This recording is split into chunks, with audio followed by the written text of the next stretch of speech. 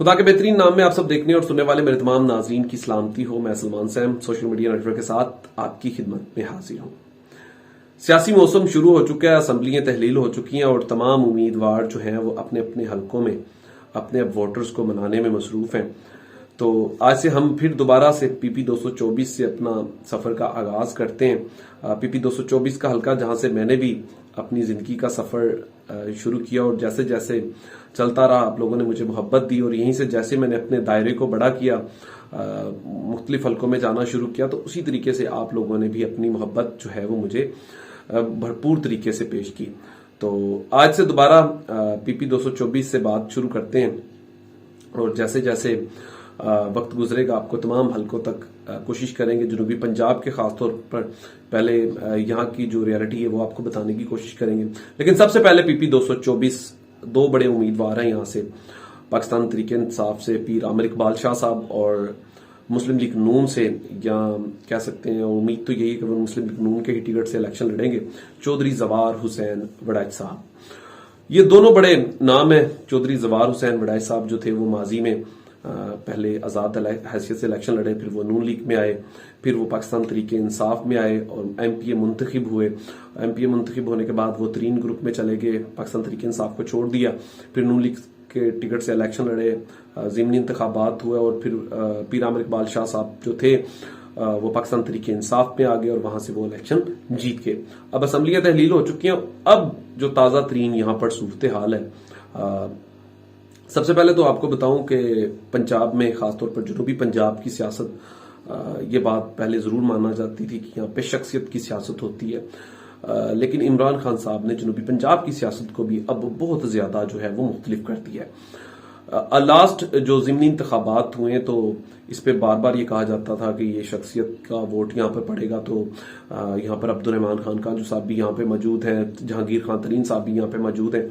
और बड़े बड़े नाम जो हैं वो, और पूरे शहर के तमाम काउंसलर, बड़े बड़े लोग जो थे वो इस हल्के में जो थे वो चौधरी जवार हुसैन वड़ैच साहब के साथ मौजूद थे। लेकिन इसके बावजूद जो थे वो इमरान खान साहब का बयानिया यहाँ से जीत गया। मैं जाती तौर पे कहता हूं कि इमरान खान साहब जो है वो अब टिकट जो है ना वो किसी बेजान चीज को भी दे देना, वो कहीं से जाके वोट ना मांगे तो वो वोट उसको मिल जाना है, फिर भी अच्छा खासा वोट उसे मिल जाएगा। क्योंकि इस वक्त इमरान खान साहब का बयानिया जो है वो सर चढ़कर बोल रहा है और हर तरफ आप किसी भी सोशल मीडिया का प्लेटफॉर्म देख लें, आप कहीं पे भी चले जाएं, आप मतलब मैं कहता हूं कि आप हर जगह जाएंगे तो आपको इमरान खान साहब का बयानिया एक जगह कहीं ना कहीं पर जो है वो नजर जरूर आएगा। और बदकिस्मती के साथ जब ये हुकूमत पीडीएम की हुकूमत आई तो इनसे एक